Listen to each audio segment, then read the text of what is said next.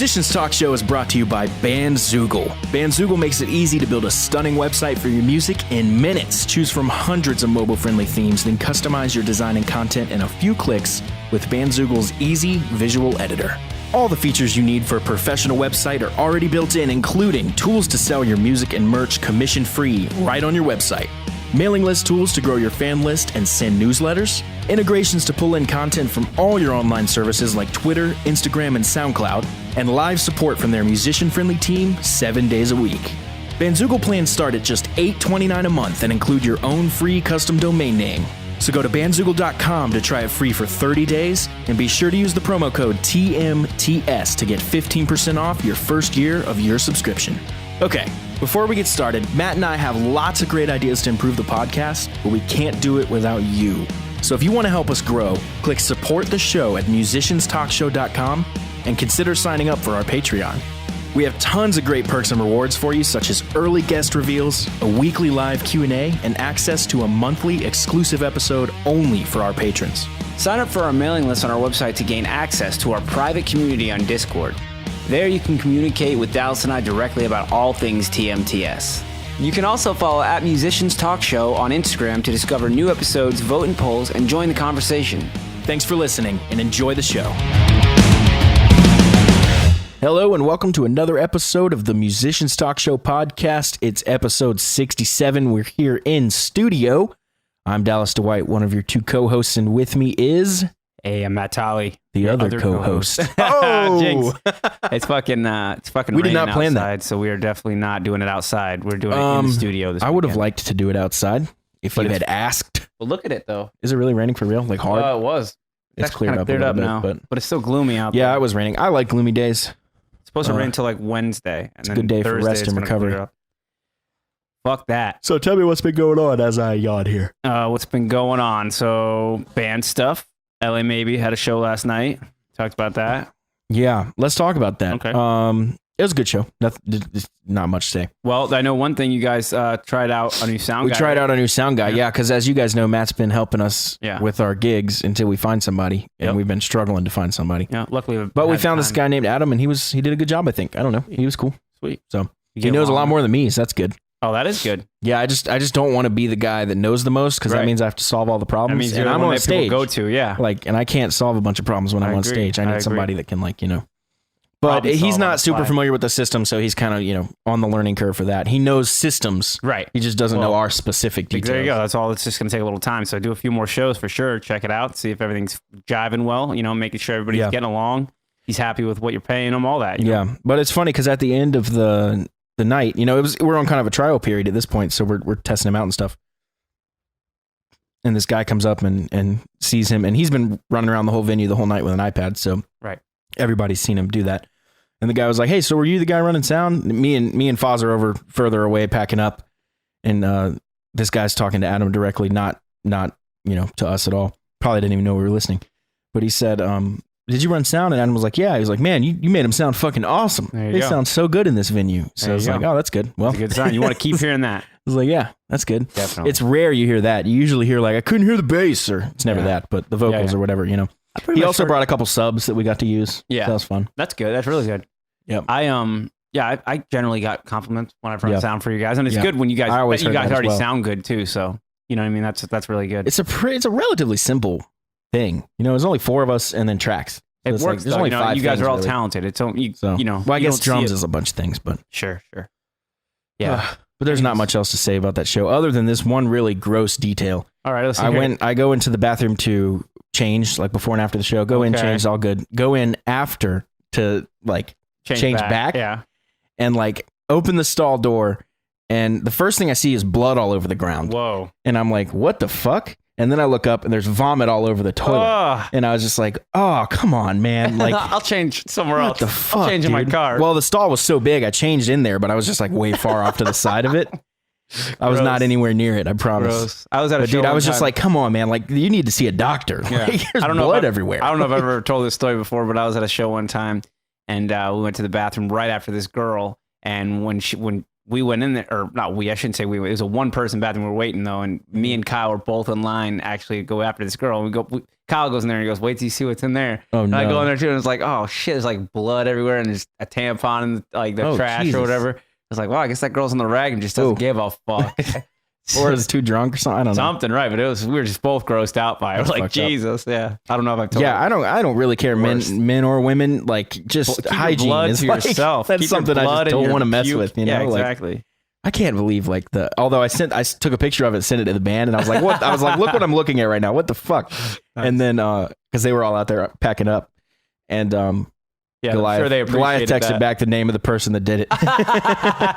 Oh yeah, that's blah blah blah blah. He was like, and I thought he was just joking, but then I talked to him after. He knew was like, who it was? no, that was definitely him. He came up to me and said, I got to stop drinking. Ah, It's like, drink a little too Jesus, much. dude, come on. Yeah, Like, taking it to that point can't be fun. Yeah. Like, why? yeah. So You they know? were there to see you. Is that guy was there to see you guys? I think so. Yeah. Okay. Cool. We had a couple people that came out to see us. That was pretty cool. And then we've had, we always have a few converts when we go. So Sure. That's good.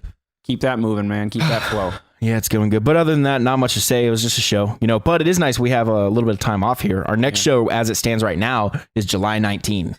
Yeah. So that's not true. It's the day before that, July 18th. Oh, what about the July 4th show? That's a Yeah, private I'm not gig, really but- counting that. Okay, yeah, but it's a private gig. that's definitely something we're performing. It's not like a lot of time off though. You know what I mean? Like it's still you're playing. You know. That's good. And I have to learn all these songs for that gig. Like Yeah. I'm playing with 3 different bands. Yeah. Well, good. Now you can focus on that since the next show's not till the 16th. You got time. Yeah, and the hardest stuff that's going to be to learn is their band's originals. 'Cause Right. I have to learn all the riffs Yeah. and stuff, and it's Learn kinda them like, again. Yeah. 'Cause Well, I never really learned them. But, Oh, okay. well, that's not true.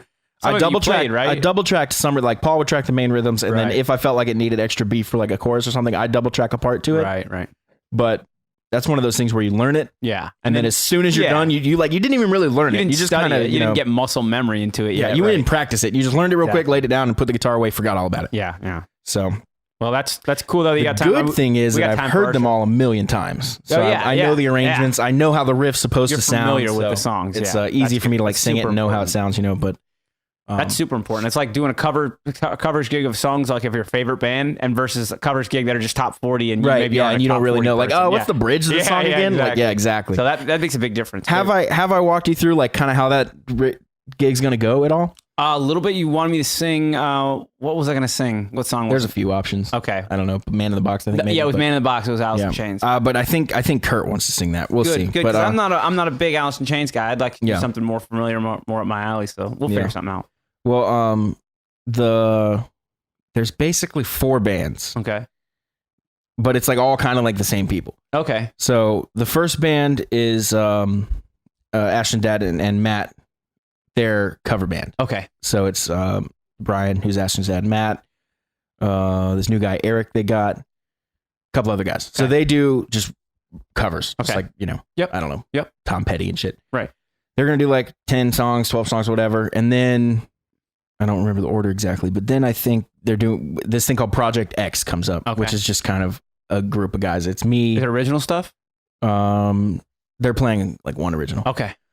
But It's you're in me. it. That's me, Paul, Kurt's the drummer and singer, and Rasan's gonna play bass. Oh, cool. So the 4 of us, and Cool. then Matt comes up and sings for a song or whatever. Okay. Then they shift from that into their full original band, Right. which is the cover band basically, but with Paul instead of the other guitar Right, player. right. And then they do the originals. I have to play for that too. Right. Okay. And then I have to play for the LA. Maybe it's gonna close Right. it down in the end. Cool. So, How long is that maybe going to play for? like 30 minutes or something. You should play the originals. Yeah, we're just gonna play some originals and get off. Excellent. It's not really our show. We're just gonna hang out. That's cool though. You guys are headlining it. It'll be party time. Headlining it, yeah. It's gonna be pretty early too. The show's like they want to do like 4 or 5 to like 8 Oh, that's because good. they want to be done. And then you can party, they're all old, hang so out, they and want to party. be done and like Well, and hang out. You know, yeah, and getting done at like midnight's not fun. it's a lot. It's a lot for everybody. It's a lot Yeah. for the partiers, and it's a lot for the people who are Yeah. trying to enjoy the party. Also, and they have like playing. fireworks and shit going soon, so they want to be Perfect. done and then see everybody Perfect. see the fireworks and stuff. That'll be so. awesome. Also, I don't have to run sound, so that's great. That's great. Who's running sound? That guy Eric they got, he's like a professional audio engineer. He has all his sound shit and stuff. So Sweet. That makes it easy. like, I'll man. just Show up and play. babysit while they're on, and then I don't have to do anything. Perfect. Like I'll help coil a cable or something, but Perfect. that's a day off for me. For Yep. once, I want to play a show where I get to just Well, you're chill and actually enjoy just it. You're just a musician. You're just I don't a have to gig like musician. taskmaster it. That's one reason I think why that Evening with the Stars was so fun. Yeah, Because you I didn't were have to do actually- anything. yeah, I didn't have to yeah. run Set up. sound. I didn't have to do anything. And Bruce even said, he said a couple times he thought about coming to me and being like, hey, can you do blah, blah, blah. And then he stopped himself and he said, I'm just going to let him just play be a guitar. musician for once. Yeah. Because he said there were a few things he knew I could help him fix, but he just didn't bother me with them. Right. I told you he's moving back to Seattle, right? You did. Yeah. Bruce is moving back to Seattle. So that's for family and stuff like that. Families out there. Yeah. Yeah. Well, I think that's where he was like born and raised, the whole McKagan clan. So it'll be suck to have him that far away, but at least he's going to be home, family and stuff. That'll be cool. Yeah. I hope he does. Cool I hope he continues to keep me in the loop. Yeah, absolutely. But I have to give this back to him. You do? You can't leave that with... Yeah. Yeah, I can't. Crazy they won't let you have that the platinum record. I can't keep the platinum record for Appetite for Destruction, unfortunately. That's Duff's, though, right? Is that technically? Yeah, presented to Duff McKagan to commemorate the sale, I'm reading, of more than 1 million copies. Yeah. Are you going to have a reframe for him? You should. I think I should. Yeah, for sure. Even though it's not required or anything, but that'd be really cool. You know who does a good job at frames is Hobby Lobby. They have a whole scary to me though, because of I wouldn't want to leave that. Like I would stand there and be like, "How long is this going to take?" No, I wouldn't leave. You know what I mean? I'd give him the cardboard. I'm going to fucking watch you do this. Give him the cardboard. Take the record with you. Yeah, you know what I mean? I wouldn't want to fuck with it though. I know. I don't know. I God forbid, like someone steals it or something happens. Something like that with them, or it gets fucked up. Like I pull it out and it falls to the ground. Like I don't want to mess with it, dude. You just gotta be careful. But I think you should do it. I think you're trustworthy enough, and don't leave it with anybody. That's not what I'm saying at all. You got to tell them the frame dimension to be like, it's probably some standard dimension. Be like, I need a new frame. Just make them make a frame, and then you just put it in it. Yeah, I got you. I wouldn't even give them the record. I wouldn't even bring it to the store. Don't even show them. Don't even bring it to the store. Just measure it. Yeah, no. Take it out of the frame. Bring them the frame and say, make me a new frame. Make me this again. Yeah, that's what I would do. Okay, that's interesting. I'm glad we had that talk on the podcast, so everybody knows. Yeah, because when all of you guys are bringing your platinum records together. Yeah. Well, it's the Appetite for Destruction platinum record presented to Duff McKagan. I was thinking I was going to walk it in there and be like, hey, I need to get this framed. And they're like, hold on a second. Like, let me take this in the back. Yeah, I'm going to take this in the back. He'll be fucking running home. Yeah, never see him again. Never see him again and quit that fucking job. And then Bruce is like, hey, I need my record back. I'm like, hey, listen, I was trying to do something really nice. Crazy story. Kind of lost it. Crazy story. Guy saw it, took off running. He was fast. He was way faster than me, dude. Like I ran, but he was way faster. So he ran. It's farther. Gone. Look for it on eBay. So anyway, cool. Well, I guess I'll see you in Seattle or something. But unfriended for life. If you ever get another one, let me know. I'd love to have it. Yeah, let me borrow another one if you want. I think they do present them with like a few of them, right? Each band member gets one, and I think. But do they get more than one? I thought they got like a couple. I don't know. I guess they could request. I've never more. gotten a platinum record yet. I thought you had. No, but, I will one day. But also like all the producers and record label people, like everybody they all involved get them as gets one for sure. But I don't know if you get more than one. But it's pretty cool to have one from the band member, like Duff one of the original band members. McKagan, it's crazy. Fucking Kagan. Duff fucking Kagan. Yeah. No. That's hilarious. Yeah. Anyways, that's pretty crazy though. Sometimes I just look at it and I'm like, damn. Where has that thing been? Like, what has that thing seen? Yeah, it needs a new fucking frame for sure. But the frame's falling apart. 40 years old or whatever it is. 30 years old. Do you ever think like when that thing was first made, who handed it to who?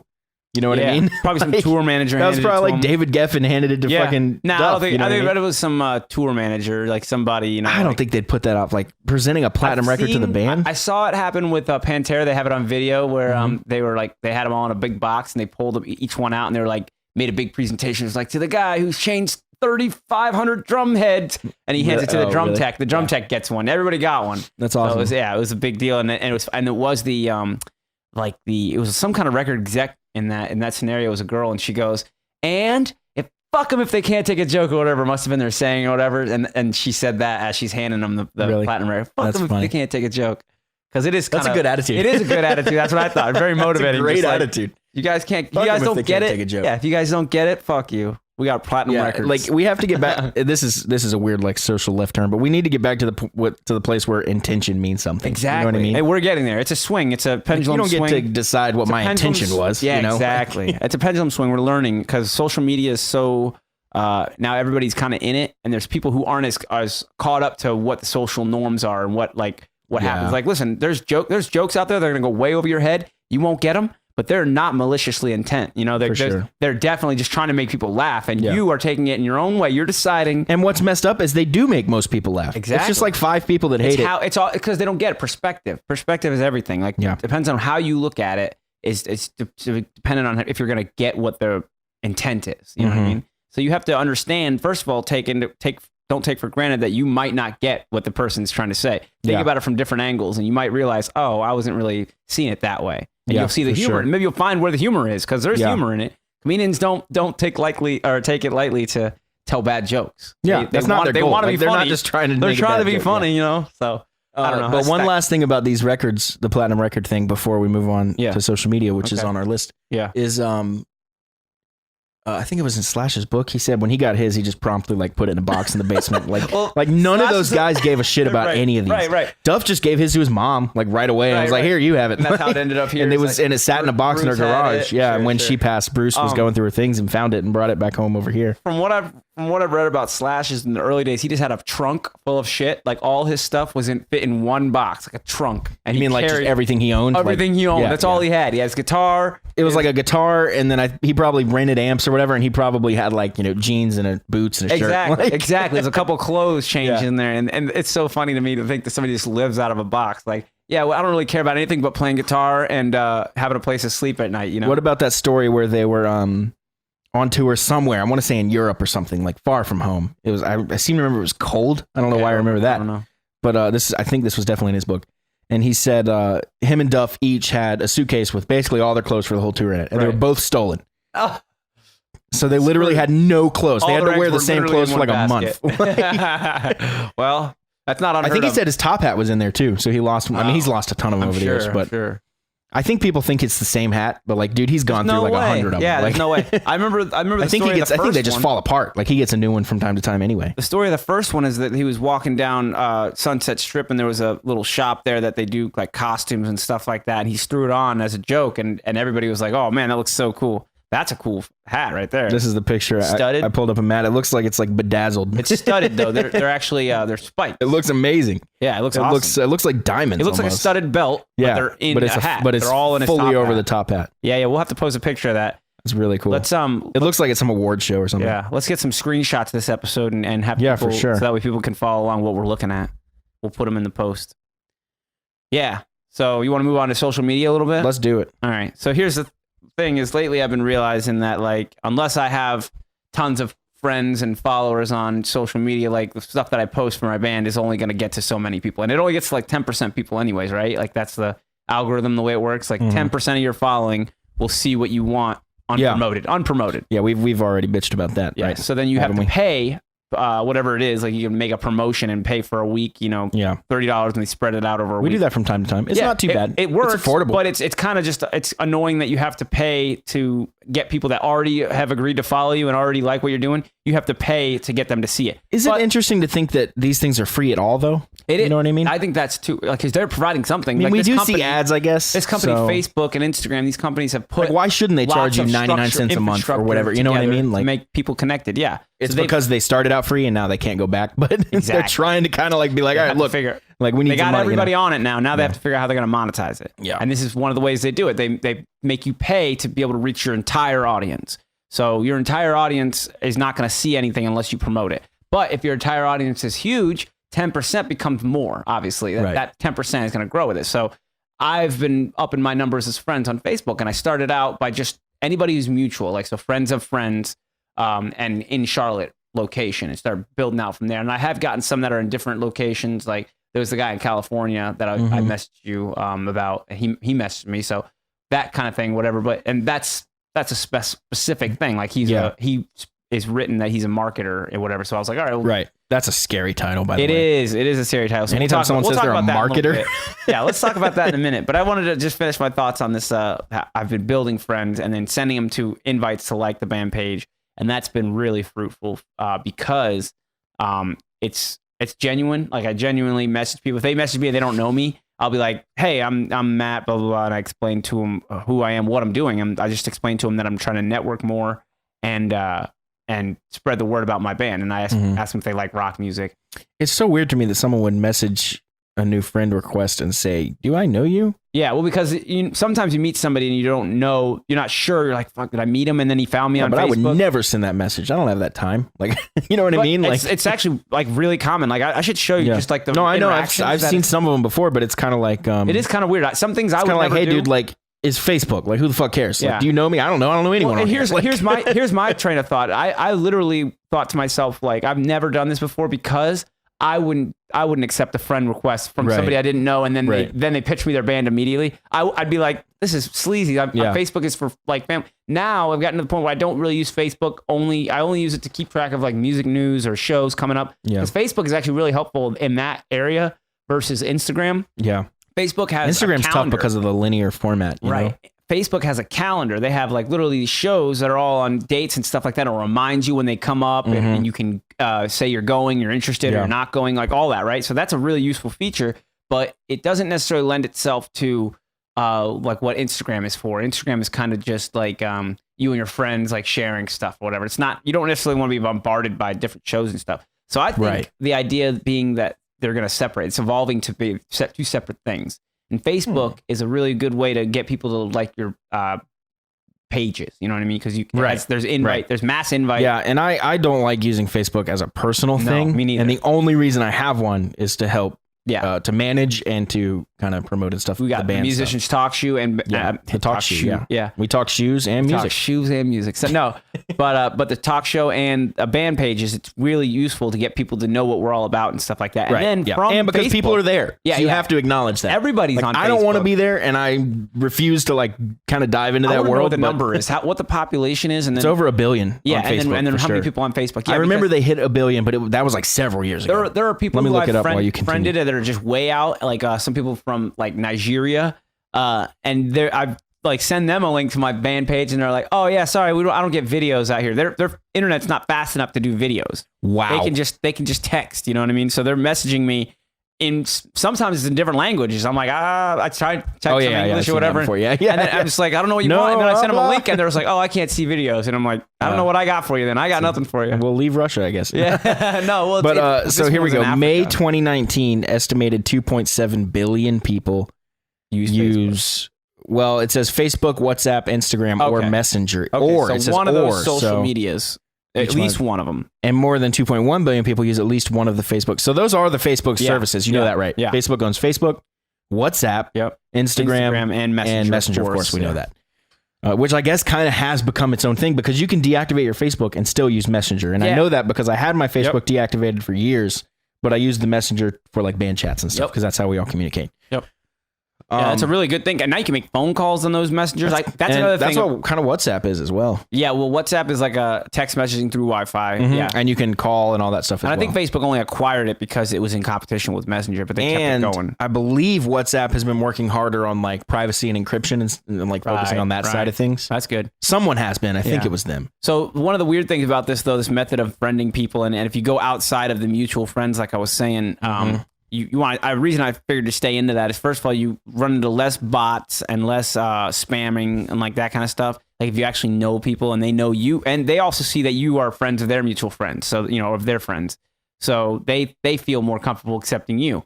I've gotten, I don't know, I think I've added 4,000 new friends in the last 3-4 days. Yeah, that's kind of what happened to me as well. Real fast. Just put a cool picture on your profile picture. It kind of shows what you're about. And then let them question from there, And so did you find, because this is what happened to me, did you find when you started adding people, you started getting like hundreds of requests yourself? Yeah, you know what I think so that happens? Confirm. I think that happens because some people on there don't add friends a lot or whatever. So then when they add you, it shows up on their page and it goes, so-and-so likes Matt Tolley or is friends with Matt Tolley. And then when you're active in adding people, I think Facebook goes, hey, everyone look at Matt. Right. He's adding kind of that. But I think it's like just the notifications are going out like that. You're friending people. Like that's true. So then they see it and they go, who's this Matt guy? I want to know who this is. And then they'll friend you or whatever. Yeah. And I've got, I think 400 friend requests waiting for me right now, but I'm holding off because Facebook's not letting me invite anybody anymore. So that's interesting that you can only have so many invites out for your page before they basically cut that off. And I read that that'll just come back eventually and you'll be able to invite people again in a couple days. Yeah. So I don't know what the limit is or whatever, but there is some kind of limits between Facebook. And that's, again, kind of the same reason, right? Like they are helping you market like in a huge way. Like if I can add 4,000 friends and then get them to like my band page in 4 days or whatever, and it's not like all of them are going to, but a lot of them have, like we're already up to 1,100 followers now. Like, and that's for starting this year. Yeah. It's huge. Oh, and I know same. You guys we're like, you guys we're right there with you. We're like 12, I think. So that's good. 12 something. That's huge. That's huge. We've to be able stalled to- there though. We've been there for like 6 weeks. Is that because your invites aren't working anymore? I've basically invited everyone I can. It's just I need other people in the band to do it as well. You know, But the invites thing, I'm pretty sure, is limited. So once you stop, Sure. your invites stop working. I think so. But That's- yeah, also, and I always lose a few friends and then add a few more. So course. that number keeps. And can your invite more max is people. 5,000 friends. Yeah, That's all you because I'm can always have. right at 5,000, and then a few will leave, and then more Yeah. come. So you know. people who don't seem like they're gonna be like on maybe the same pages as me or like are like liking everything of mine or whatever, Yeah. I'll drop them over time and then have more room to invite other people to check out sure. the band. And then I'll was about keep the to say ones something. who What are were we talking about? loyal. What were we talking about just before this?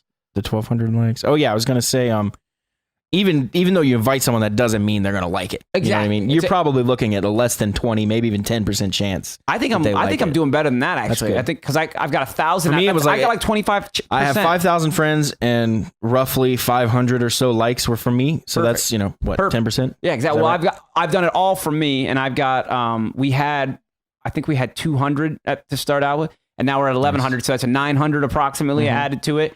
And I've added 4,000 friends. So that's approximately There you go. 25%, a little less, maybe 20 to 25% of the people I invited Mhm. liked.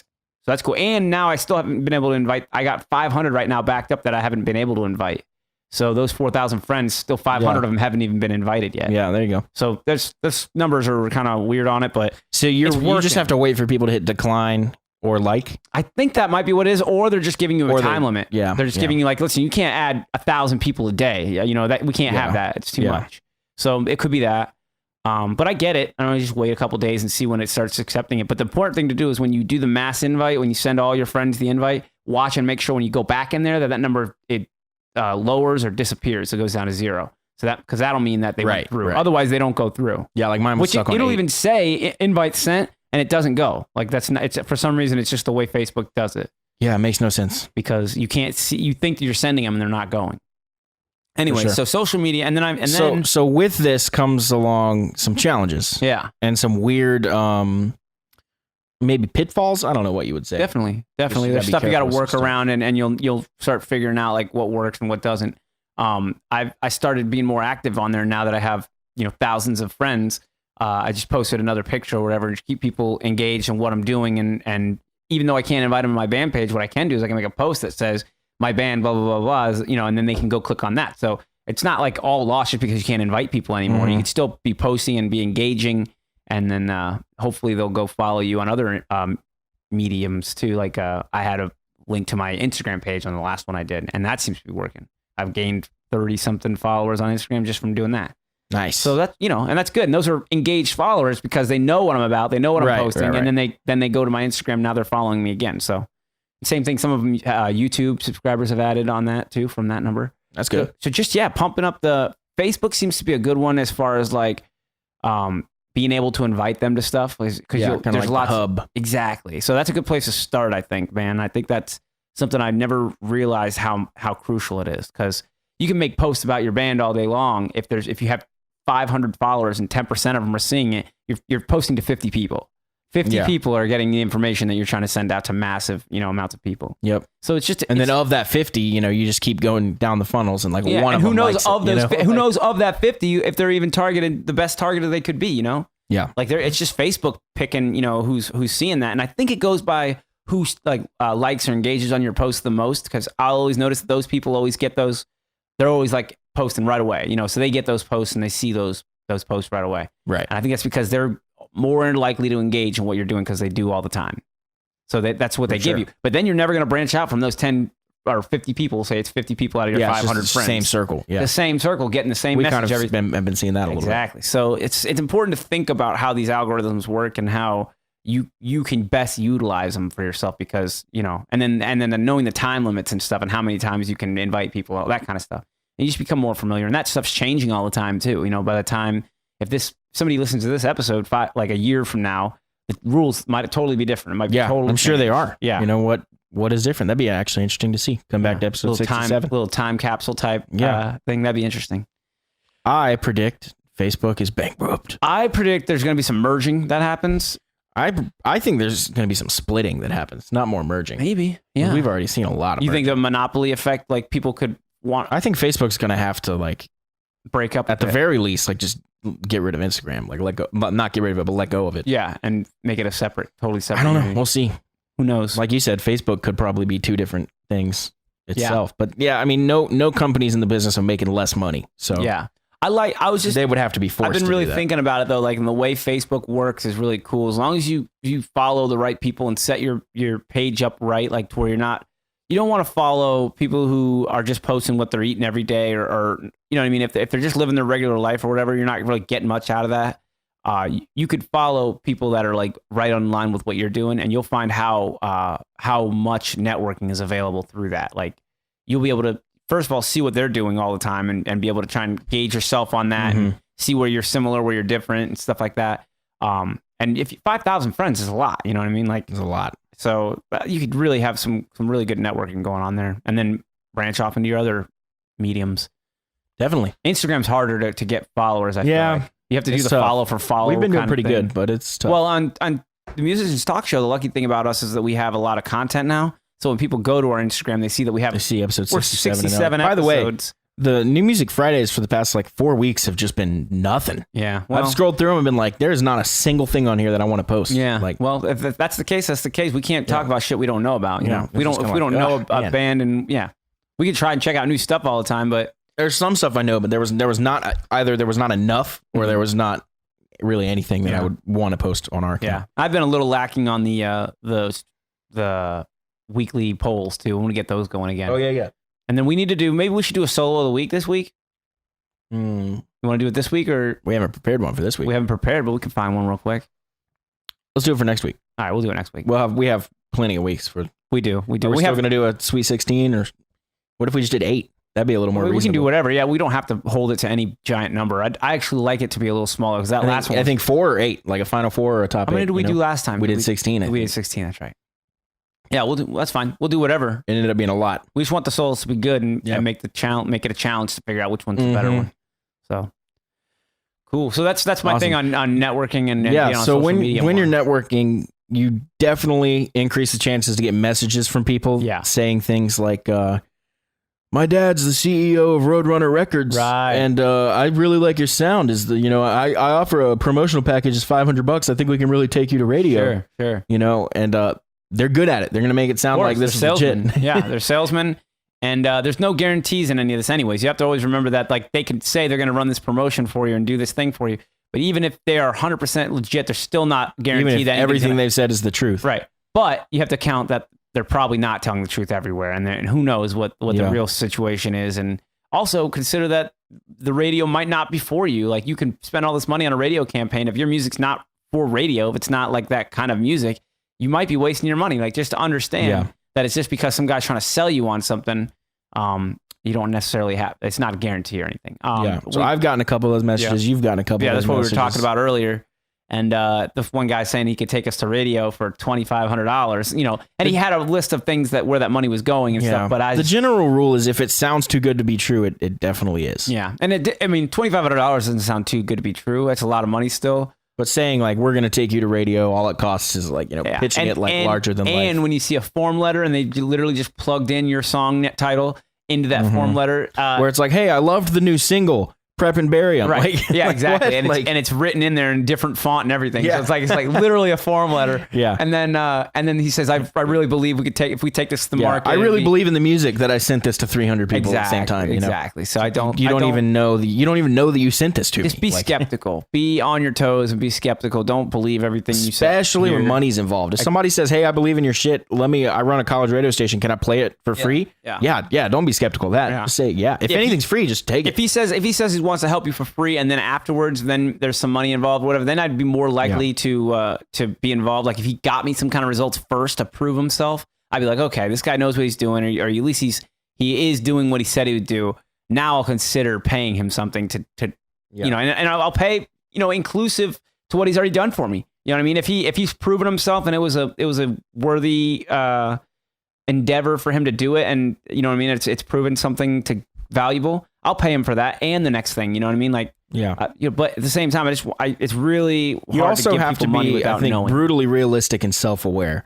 If you're a new band with no name, no draw, and Right. people are coming to you and saying like, hey man, I think we got something, like that was like the 80s, dude. Like that doesn't happen anymore. No. Like when you get labels and attention now, it's because you have 15,000 likes and every show you play is sold out. And then the record label goes, hey, man, we got to talk. Yeah, they don't go and talk to you because you have good music anymore. Right. That's your value is not do. the music that you provide. That's the your value is to the money fan. you can bring in. Exactly. That's the value to the fan. The fan gets the value of the music that you make. So you're making great music, and that's what the fan gets out of it. What the record company gets out of you, or any investor gets out of you, is your ability to bring fans, your ability to bring people. Yeah. That's what they can't do. They're looking for what's bringing people together. And if you're doing that, then you're already something that they're interested in. Yeah. So don't think that because you got the best 3 songs out in the whole everybody world. thinks they're special. So we're all on the same playing field there. But you just have to be like I said, brutally self-aware that like, hey man,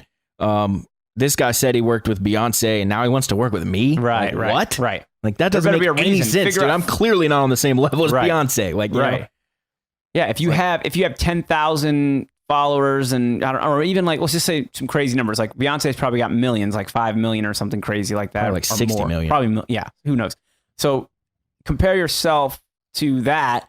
Are you know, I mean, like, why would they be helping you as if they're helping Beyonce, if they're already working for Beyonce? You know, let's see how many followers Beyonce has actually on Facebook. Is that what you looks think? like 6 million? What is 61 million. 61 million on I was Facebook. almost dead on. 62. What did I say, 60? You said 60. What about Instagram? Because I bet it's even more. Does she do her own Instagram though? I bet she doesn't do any of her own things. No celebrity runs their own Facebook. Not anymore. 128 million followers. There you go. That's the numbers. I knew. But Instagram if this is her saying like, "Hey, at the beach," no, see, it's just a picture. It's literally just a picture. That's a picture, but not even a caption. Now I do know. Here we go. I don't know how someone can cause me caption, to visceral reaction. That's not her. Oh, that's somebody's comment. See, she's not. This is the most followers I've seen of anyone on Instagram. Her posts get 3.5 million likes. Yeah, that's crazy. But then again, think of that percentage. She has 128 million followers and 3. That's because she's not promoting it. You know what I mean? Well, yeah, of course, yeah. She's not promoting it. If she was promoting it, all her followers would see it. Because there's definitely, I'll see like I follow like Segura and all the comedians and stuff. Yeah. And I'll see them post something funny and I'll go like, oh, I got to go to their profile and see that again. Yeah. And I'll realize there's like 6 or 7 posts they've made recently that I didn't see at all. See, exactly. And that's how I started figuring out that it's obviously you're not seeing everything. Yeah, it doesn't look like she posts captions. Yeah, it doesn't. She doesn't need to, dude. She's fucking Beyonce. Here I am. Here's my presence. That's crazy. There's her and what's it? 14 million views. Jay-Z? Yeah. Yeah. Lots of Jay-Z pictures. Yeah, it doesn't. Maybe it's just because I'm on a computer, but I don't see a single caption on any of these posts, which I feel like is not true. But so weird. The way I'm pretty sure a lot of the celebrities run their social media is they, of course, have people that help them keep up with it and stuff. Right. But a lot of times they will also run it themselves. You know what I mean? It's not just a team. And I'm sure they have access to it. Some people have just a it. team. Some people have no team. I feel like most people are a combination. Right. That's a good combination. You post all the promo pictures and like, hey, I'll be at, on Vanity Fair or whatever. Right. But then I'll post the one that's like hanging out at the pool. Exactly. I'll post the personal stuff and make sure people and that way it's like, people are like, okay, he runs his own shit. Yeah. But you still definitely have a team that's like, all right, we have to do the Tide ad this month. Sure, so, sure. There's certain things that just gotta happen business wise. So just be careful of people that are trying to scam you because they are out there and you want to protect yourself. Yep. So be realistic. The biggest red flag is money. Yeah. If somebody comes at you pitching all these grand ideas, listen to them for sure. Because there's a chance they might be like, look, I don't need your money. I'm happy to help you. And if they say that, but as soon as they go like, and look, all it's going to cost you is $600. Yeah. That's when you go like, hey man, thanks. Yeah. No. And when it's a big number, I always wonder if it's like, because if they said like $100 to promote it, like that's not a lot to lose. Like you'd be willing to take a risk there and you're like, if I lose $100 and this guy's full of shit, at least it was only $100. When you say $2,500, you know what? Yeah, exactly. Yeah, that's a very different. Yeah. You know what immediately comes to my mind is that he's just trying to make a quick buck and get out of there because he's not gonna be interested in seeing me ever again or talking to me ever again. But I don't know. And he's in California, so he's in a. You also have to consider how the industry works. The industry doesn't work by you paying for it. Right. It almost always works on back end percentages. Right. A manager, you don't pay a manager. They take a cut of what you make because they know there's potential to make money. So right. Record label, like same thing. Now it's much more complicated than that. But oversimplification is like you make $100 and the manager gets 20 of it. Yeah. You don't pay him $100. No. to do your job. He takes a cut. Yeah, it's a cut. So people, and that taking it off the back end is the best way to ensure people do their job. Exactly, because if I do my job good, I'm going to make more money. Yeah. They want us to succeed, right? Yeah. So just be careful when people are like, it's a flat rate. Now there are like publishing, or not publishing, but like publicists and stuff like that. Like packages do cost money. There are exceptions, but there are nothing. And I mean, unless you're a pretty big deal, like nothing coming your way is going to be in that realm. Right. Yet. You have to work and get everything you work for. You have to earn what you get. That's what I was trying to say. Basically, you have to. Don't expect anything to just be like, oh, this is it. This is the break we've been waiting for. No, it's going to be a slow. And I mean, it's going to be a lot of little breaks. What's kind of messed up is like these people know that you want to hear that your music is the best thing that's ever graced the planet. Right. It's not. Right. I promise it's not. Mine's not. Yours not. No one's is. It's all subjective. You know what I mean? So it's like it could be the best music ever. One person's ever heard. It could be the worst music another person's ever heard. Yeah. Like I've gotten those reviews, and you hear like somebody say like, the singer sucks, and then right after that, this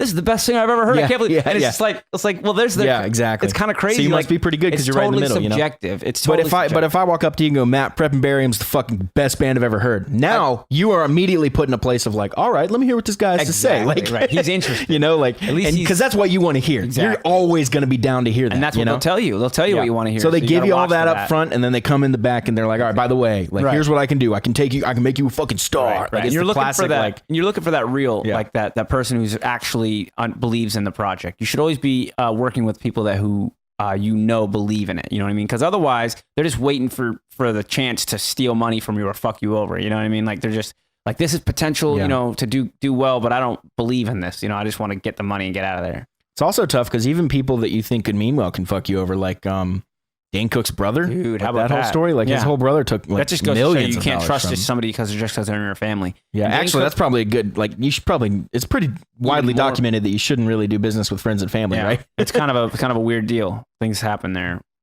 like things get heated, I guess. And then that situation, he just blindsided his own brother. Well, it was also Dane's fault because he was so oblivious to what was going on. And if he had paid any more attention, he was like, "Oh, it's my brother." Yeah. So it's kind of like a double-edged sword. Like he should have been more involved, but also he thought he could trust him because it's his brother. Like, why would my brother betray me? Exactly. His brother had like millions hidden in the walls of his house, like cash. Yeah. So they got that back. Yeah. That's the thing they said. They said like when they had the money, they had to keep it in evidence for a while though. Yeah. He was like, "That's fucking money for me, to live my life." Yeah. And he got it eventually, but it did take him a long time. They still haven't tracked down a lot of it, but they have tracked down some. But the cash was good that they actually found it because he's like, "Oh, well, at least I have something." That's got to be so hard though, because like do you know the whole story about how he put his brother back in the prison he worked at?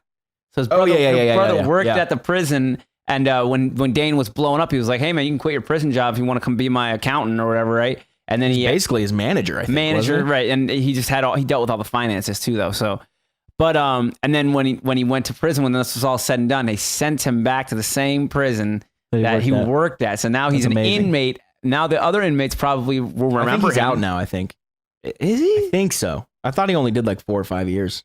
I think Dane said he was in prison still. Like on that, he was just on the Tom Segura's podcast. He was on Tom's. He was on a bunch of podcasts. Yeah. He was on Theo's. He did Bert Kreischer's. Yeah, he did. I've heard all those, and they were basically the same interview. Same thing, but there's a couple little things you get out of each one that are different. While you pontificate, I will see if we can find the answer. Yeah. So when he put his brother back in the same prison that he worked at, I thought that was really a nice touch because there it is right there. Oh, it's his half brother.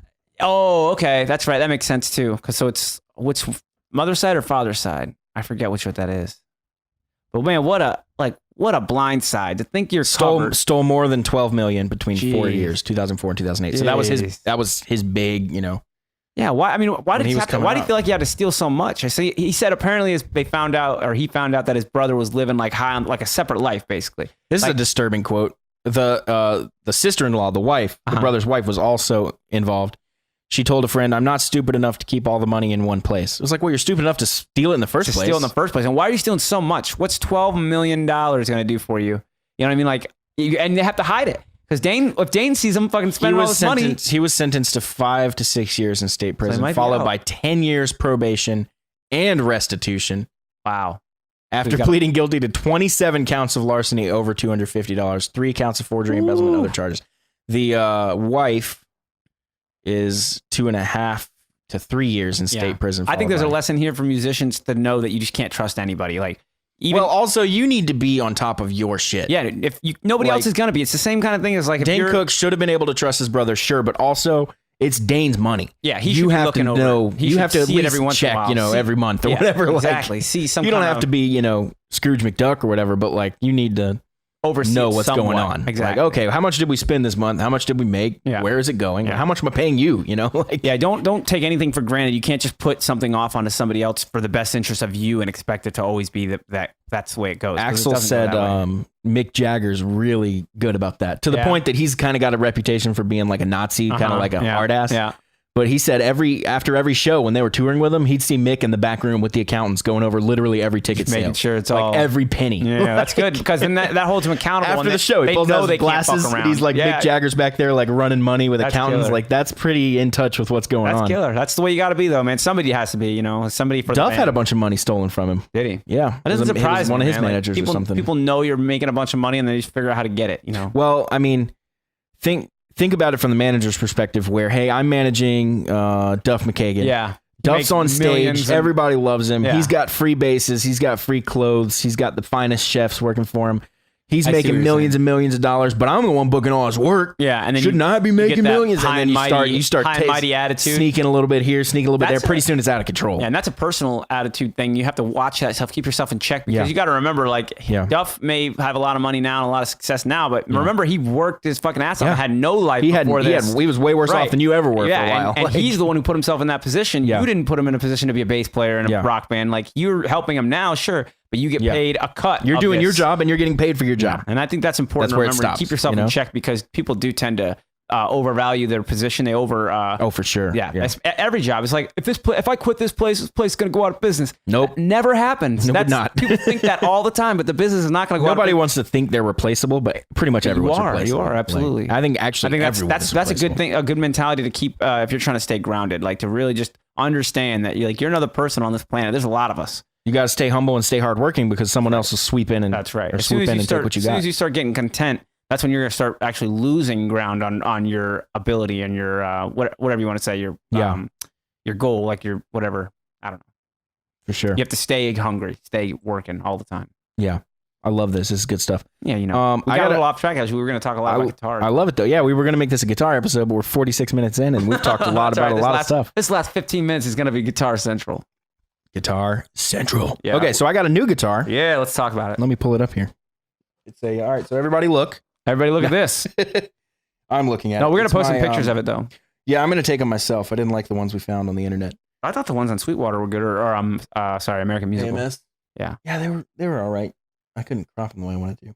Anyway, so it's a very Anyway. Appetite for Destruction type guitar. So It's looking. It's the AFD yeah. It looks like Les it. Paul. It's a Gibson Les Paul Standard in trans amber. Yeah. So we kind of went down a 2019. rabbit hole before we started. Yeah, 2019. brand new. About just everything about this guitar and stuff. So we The first thing we can talk about, I guess, is when you pulled it out of the box, you picked it up, and that was yeah. So I love Les Pauls. I love a big heavy guitar Mhm. that I feel like really screams, and I love the weight. I have a gold top Les Paul. Yeah. That's pretty heavy. What do you think that thing weighs? It's a traditional. I mean, it's 9 probably pounds? a 10 pound. Yeah, probably 9, 10 10 pound pounds? Les Yeah. Paul. So I picked this new one up. It's probably 6. Yeah, You think? it's weight relief? It's the 6 or new 7? modern weight relief. It's so it's very light, and I was definitely a little disappointed when I pulled it out. I was like, ah, some but it's all right. I definitely love the guitar. people it has, like the lightweight ones, and some people like the heavy ones. It's It just, has a brighter like snarl to it. It's the Mhm. only way I can say it. Yeah. Where my heavier one's kind of like real Darker. heavy and chunky. yeah. This one's real bright and like you can almost hear the weight. You can almost hear that it weighs That's what less. people have always said. They said the tone is in the weight because when it reverberates off of a solid body versus reverberating off of a hollow body, it's like a drum. Mm-hmm. Anyway, you hit a solid piece of wood that's like a stump, think of a tree stump, and then you hollow the center of it out and put a skin on top of it, Yeah. and then it makes a brighter and more reverberated sound. You know what I mean? And it's Yeah. so that's the difference, really. And you just hear a lot less in a guitar. It's subtle, but you do hear it. Like you definitely can hear it. And especially on an electric guitar, it's very subtle too because it depends on what pickups you have. And pickups can play to what kind of body it is into. You know what I mean? Like you have brighter pickups for darker bodies and darker pickups for brighter bodies. You know, Strats are typically definitely. brighter. Les Pauls are darker. Mhm. Yep. Generally. So we're looking at the weight relief cuts here. So the way they make the guitar lighter is it's not exactly hollow. They just basically cut a bunch of little shapes out of it. Pockets, yeah. And that obviously taking that wood out reduces the weight and then of they the cap guitar. it with the top wood. So What do Les you Pauls are know any of the two pieces. science behind why they cut it this way? I'm sure I know they've tried a lot of different ways. There's other guitar books that I have that have like shown all different types of weight relief they've tried in the past and stuff like that. They've just tried lots of things. I don't think there's any like there's a little bit of science to it, but not like some. Definitely looks like they had some aesthetics in mind, which is kind of weird. Yeah, there's like a V-shaped one in there. Yeah, it's like it's an attractive. I think cut. here's the reason I think that this cut is the way it is because that's where the V1? stud goes in. Yeah. So you take away that land there, and then you're just basically screwing into a what would that be like a 1/2 inch of wood there, rather than you have a full. I see. Yeah. Oh yeah. That's That's smart. smart. Grab there. Where the strap. That's probably what that is. It looks like they just try to squeeze them in. Makes a lot of sense. And they keep the pickups solid around the pickups. So that makes sense on all these. Some of these ones over here, these Supreme and Elegant ones, I think they're over hollow. They cut out pretty much basically all a the hollow guitar. body. Yeah. That's like an ES, like what they do to those. Yep. So I just think that's too much. So they like Matt said, they do all the cuts or whatever, and then they put another thin piece of wood on top of it, and that's the top. The cap. So you don't see any hollowness. It feels like a solid guitar. You take a nice, pretty piece of wood, those Tiger flame maple and quilted maple tops. Yeah, and they're only a 1/2 inch thick. It's not the whole thickness of the guitar. This is the Tiger, right? Yeah, that's the flame maple or Tiger maple they call it. I always get them mixed up. The quilt is more like they're more bubbles. There's quilt and flame. Flame and Tiger are the same thing? Flame and Tiger are basically the same thing. Well, that's why I always got confused. Yeah, so those are the basic. I was always like, I thought they looked the same. So then they take that top piece and you can get a nice figured piece and put it on and cap all these holes that. Yeah. That are So even though the guitar, so basically when you cut out all this stuff, it makes it lighter, but it doesn't look any different. It still looks like a solid body guitar because the weight is relieved from a spot you can't see in the center of it. Right. And I just want to say, we might be talking about guitars and stuff like this right now, but it's important to know a lot about your instrument, whatever it is you play. Because that's what makes a great player. I know of people. I like literally this happened to me one time. I was at the playroom and we were hanging out, and some friends came over, and they were like, somebody asked me if they could play my ESP, and I was like, yeah, man, just be careful. Play my guitar, it's fine. Be careful. They pick it up and they play it, and play it for a few minutes, and they go, oh man, I always thought you were a good guitar player. It's just this guitar. And I was like, oh, thanks a lot, bro. and they said they were joking and stuff, but it is kind of funny. But doesn't it take the person who knows what's gonna play good, like. That guitar, that ESP that I have is not the way it came from the factory. Like I've changed a lot on it. Right. I've changed the parts on the Floyd. I've added parts to the Floyd. Changed the pickups on it. I've changed the electronics on it. I've changed a lot of things about it. The string gauge, all kinds of things. And doing all those little things, it's made that guitar a lot better. But people who don't ever change their stuff on their guitar or modify their guitars won't know that kind of stuff. They've never changed pickups. I've gone through probably 10 different pickup sets on that guitar. Yeah. Trying to find out which ones were the right ones. Yeah. I had the Slash pickups in there. It came with nice. EMGs. But anyways, it's just interesting. Rain or wind? Did you hear that? No, that was this. I just rocked on your case there on accident. I had a really funny pickup wiring fail story, basically. Yeah. So the one time, this is why I'm like scared of changing pickups. I decided I'd swap my pickups out, and I was like, I'll get a diagram, I'll read it, I'll figure it out. Yeah. Got it all, set up, thought I did it right, plugged it in, nothing worked. Yeah. I was like, or it was like one of them worked, and like you flipped into the bridge, and the volume was like cut in half or something. Yeah. I was just like, God. So when you're new at this stuff, that generally is the case. You're never going to get it right on the first. Yeah. Try. So I took it into the music store, and I was just like, I just need to get the pickups. It's not. I just basically. I didn't say I did it. Or anything. I was just like, the pickups aren't working. Can you just like fix it or whatever? And I said, I told him I bought it from somebody or something. Sure. Or no, I didn't say that yet. That's coming up. But it came up. But I come back in the next day or whatever. He fixes it and he goes, yeah, man, whoever wired that was fucking like an idiot. Yeah. Like that was terrible. Like everything was wrong. Yeah. And I was just like, yeah, man, I think I bought it from someone. He probably didn't know what he was doing. You didn't want to fess up to the bad wiring. And like paid him and walked out of there like, all right, well, I'm an idiot. Never doing that again. Well, see, you shouldn't have taken it like that. Here's the thing, man. It's like, life is a bunch of like trying something and then realizing, man, there's a lot to learn about this. Like, for sure. I just took it a little too for granted. That's all it was. I think I'm at the point now where I want to learn a little bit more about pickups and wiring. At that point, I was probably like 17 or 18. Right. And I remember I was experimenting with that stuff too when I was that age, and I didn't know what I was doing, but I learned. When it starts delving into electronics is right about where both my skill and interest drop off like a fucking cliff. But you could see it as like that's a reason to get into it. It's like, man, I know nothing about these electronics. I should learn more about it because I play electric guitar for a fucking living. You know, like it's a good point. interesting. It's interesting to know, like, it's almost like there's NASCAR drivers I know that went to engineering school before they were drivers, and that gives them the ability to understand how the mechanics of their car are helping make the car drive better. Just kind of learning as much. So when they as talk possible. to the mechanic, now they can be like, yeah, it's a little loose and turn forward, whatever, right? They're gonna say tighten up this or whatever, right? And they fix whatever it takes to fix the car, you know. And he knows so much about it that he can do that. Just like a guitarist. A guitarist is gonna need to. You're trying to get this tone right. You can say to somebody like, yeah, I don't know, man. I'm trying to find an amp that does this and a guitar that does this or whatever. If you're trusting somebody else to figure out what it is you're trying to get done, there's a barrier there. There's like that explanation barrier, and you're going to use your own terminology. Right. And then they do what they think you said, and you didn't describe it right, and now it's wrong, and now it's you're right back where you started. Exactly. So it almost always is better to just to know yourself how to do these things and or figure it out. Commit yourself to getting better at it, right? Yeah. Even if you don't know everything about it, be like, well, there's the internet that has all the information I could ever want, and also there's just trial and error. Just try things, you know, like that one time the pickup didn't work, or whatever. Unsolder it, try it again, do the whole thing again. Maybe miss one little wire that it takes. And that's the thing about electronics. One wire and the whole thing's like you're dead. You got no sound. Or I hate it when like, okay, well, the volume on this one works, the volume on this one doesn't work. So something is wrong here, you know, and then you're like, now the guitar half works.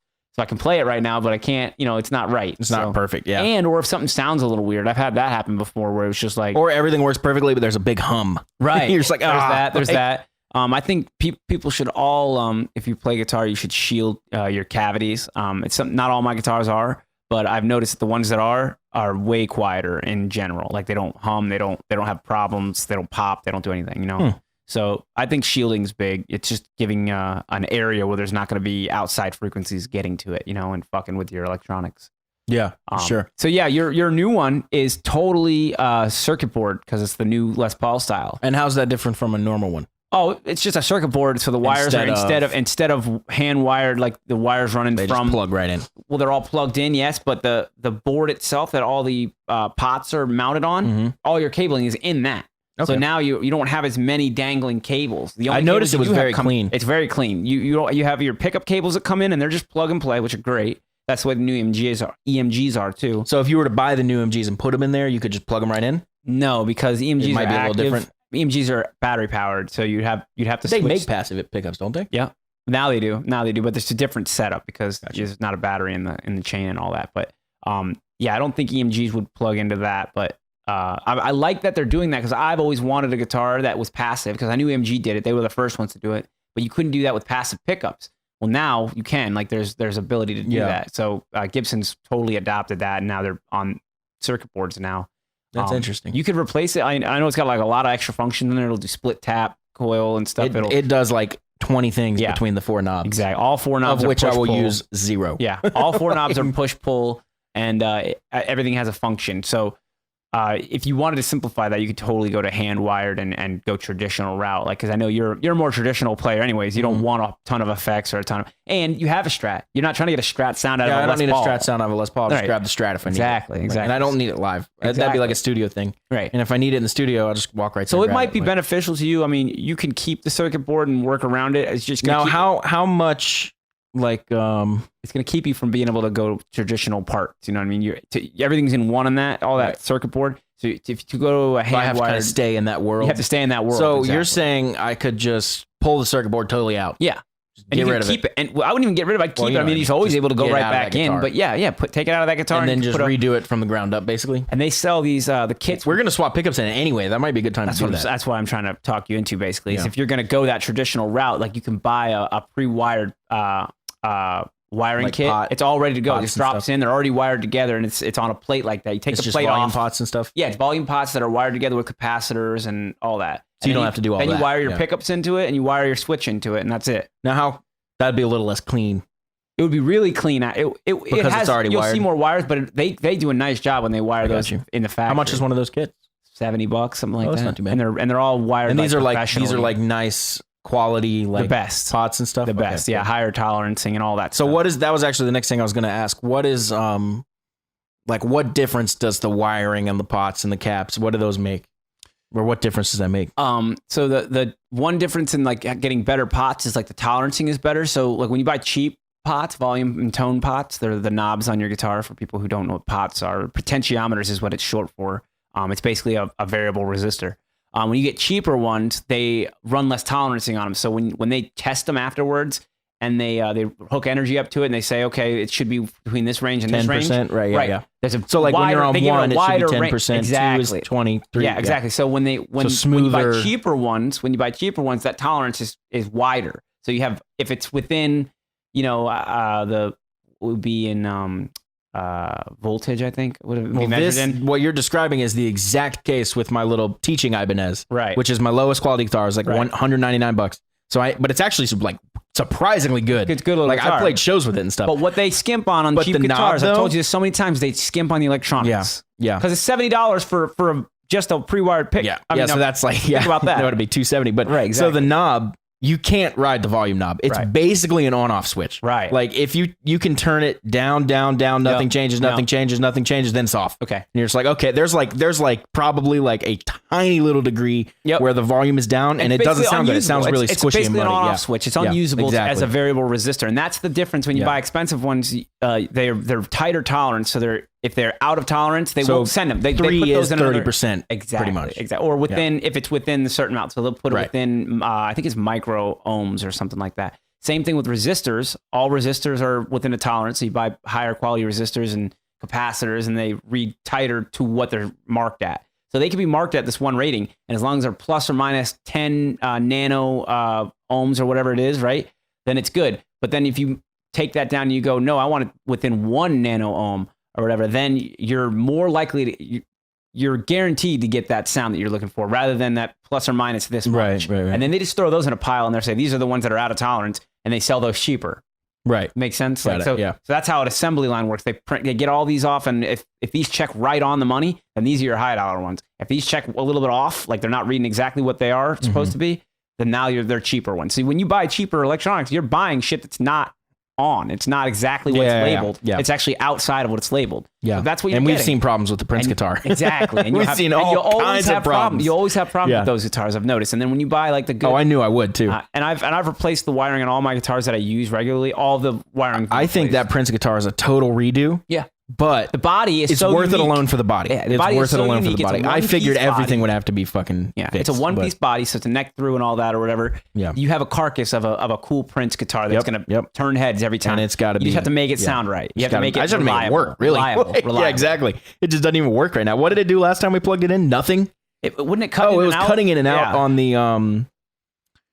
But now On I'm the thinking jack. that might have I think been it might have the- been a jack or something. But Oh, it was the input jack. one of the pickups or the pot. It was Okay, well, one we of have the to pickups look of those. at But it. yeah, it was. I'm also thinking it could have possibly been the wireless So because it you was can doing that you too. can chase down these problems on these cheaper guitars if you don't spend a lot of money on guitar and you can look at all these electronics and you're like, See, all right, that this thing one- was so cheap. there's a Like problem. we could just put all the money in the rest of it. That's what and be done, that's what I always say. I always Yeah. will buy a good body that I like and the way it looks or whatever, and then I'll put what I need to sound right. And I know what it takes to make a guitar sound like the way I want it to because I've done a lot of experimenting on my other guitars. Yeah. So I know like what pickups work. I've tended to go away from active pickups now, even though I started with active pickups because my guitar came I don't with it. mind active pickups. I really don't like the hassle that comes along with them. Batteries Changing usually batteries. and stuff like And that. they've gotten better But you'll at be in the that. middle of the show and the battery will be like dead, and you're like, oh crap! Like They've gotten a lot you know better what I at that. mean? Like- They have those rechargeable USB plates now. They're actually your cover plate for your electronics. The battery's built into it, and then you just plug in a USB like normal like phone to your charger. guitar or the back of it or something. Yeah, right into the plate, and the battery's into the plate. First of all, the battery lasts longer now because they're lithium ion or whatever, and it's rechargeable that easy, and it's got a little indicator like green or red. So you just charge your guitar every time before a show, and That's you're so good. weird. It is weird, and I'm going away from it because there's a couple things about active guitars. You can't leave them plugged in. If you leave them plugged in, you're draining the battery the entire time. I find that with my acoustic. And I'll 'cause do it all has the a time. pickup in it, I'll so. put my guitar down and forget all about it, and it'll still be plugged in, and the battery will be dead next time I get to it. So that sucks. Is it draining even if you are plugged into a wireless system that's off? Yeah. So it just as soon as it recognizes something's it's in, connecting yeah. the circuit and So it making just the starts pickups draining, read. yeah. They're constantly just sucking. They're using Not that. as much, I don't think, right? Not as much as if you were actually, playing it. I don't but it's think, still yeah. draining it. But so. it is draining. And if you leave it plugged up, it's usually like overnight. So Yeah. it's definitely like dead the next time you get there. Well, not always dead, but yeah, it's gonna be low for sure. So it sucks. So I'm going to more and like I was telling you earlier, I don't like how how they don't clean up when you back the volume off. Yeah, because they stay pretty they're dirty. so powerful, they're still going to be dirty. So I'm liking that, and I'm liking the idea. I of got. passive pickups a lot more. I'm making this this new Les Paul, basically the Slash Les Paul. Yeah, I'm going to put the Slash pickups already. in it and all that stuff. So I'm excited to see how it sounds. I really want to try those Slash pickups. I bought a pair of them a long time ago. Like it's probably relatively soon. When did he come out with those? I don't really remember. It was like on my radar, like as I started playing guitar. Like as soon as I knew what a pickup was, like that was the first one I wanted. Sure. I was probably 14 or 15. Yeah. And I started playing at 12. Yeah. And I bought a pair of them, and I was going to build a guitar, but I never got around to it, and I have no idea where they are now. I also think they were zebra pickups. Not that matters, but I just want the black ones for this particular guitar. But I wish I still had those. They have to be around somewhere, like my mom's house or something. I've had those Slash pickups in so many guitars because I have a set of them, and I had it in my ESP. You just swap them in and out, Well, I've tried them in lots of things, and it's a good way to. I'd like to put them in there and try them out. Yeah, what are those in that one? Those are just the stock burst buckers, I think. Burst buckers, but they're zebra. Yeah, they're zebra, which I don't mind the zebra looks so much in that guitar. No, it looks good because the gold top. Also, the gold top with the black pickups looks really good though. Sure. I don't know. Yeah, I know. So I got zebra pickups right now. They're in this little cheap Les Paul that I have, a Chinese one that I just thought zebra looked cool. pickups. By the way, we should probably clarify. It's the black pickups are where both bars are black. The zebra one's kind of cream. Yeah, they're called bobbins. So they're basically those little each strip or whatever you want to call it in a pickup is called a bobbin, and that's the a coil.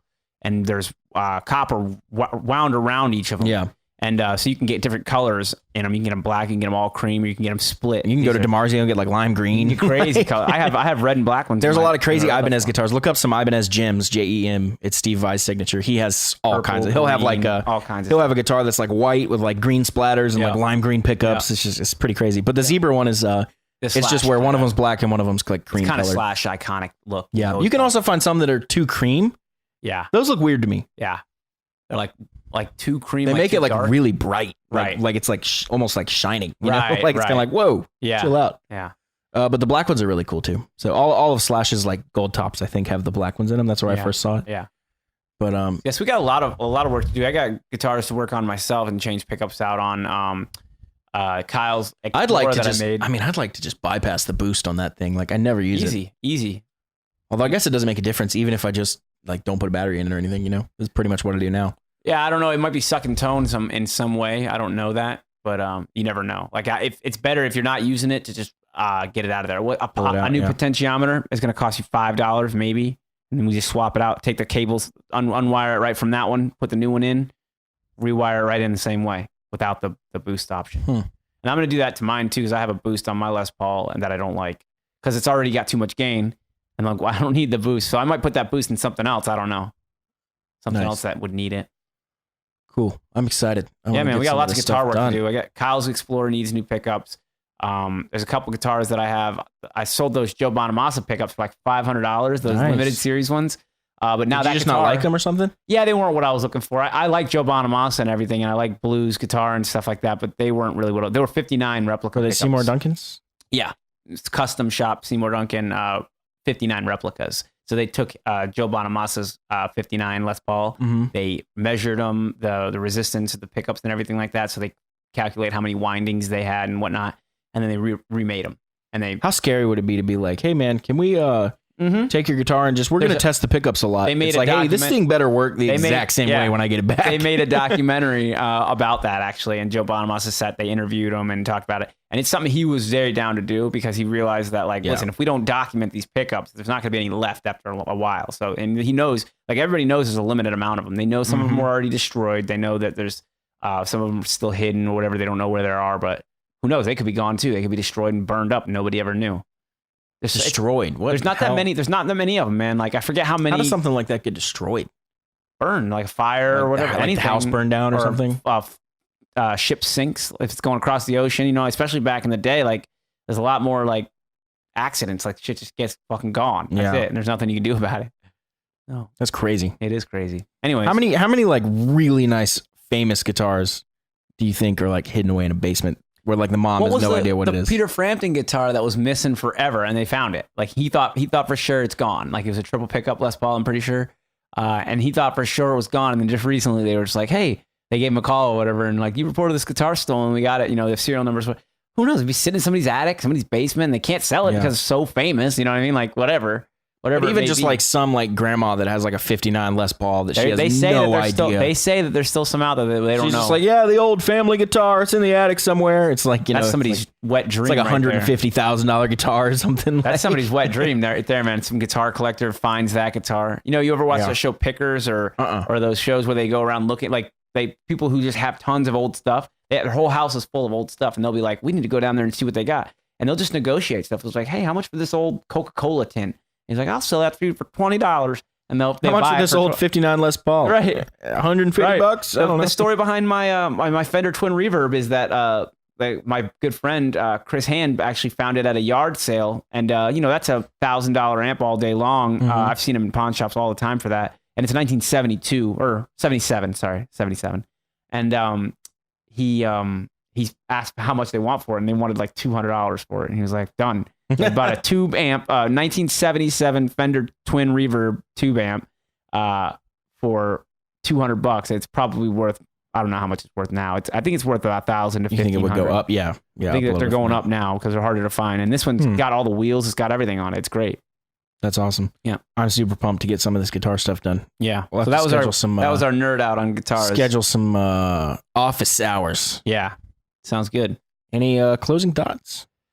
No, I'm not looking forward to burning my fingers while soldering. Does that really happen to you a lot? It does. It's hard sometimes to get those wires in those little cavities. Yeah, you get burned. I've soldered like, some stuff. Yeah. But obviously not we well. We know that guitar. And I've never had a huge problem soldering. It's just never clean. It's never easy. It's not easy. You have to have a good soldering iron. We've talked about that. Like you have to. Do you have a good one or you just have? I don't have a good one. I have 3 shitty ones, and I just maybe we should like sell all of ours and like go halvesies on like. We don't throw them away. I don't think you can sell a shitty soldering iron. Yeah, that's a good point. No, we should go. We should actually do that. Go halvesies on a good soldering iron. Yeah. All right, cool. That'd be nice. All right, cool. Well, we heard it here first. We're going halvesies on a soldering iron. Breaking news. Now you guys know. All right, we will see you guys later. It's been a fun one. Yeah. Peace. Peace.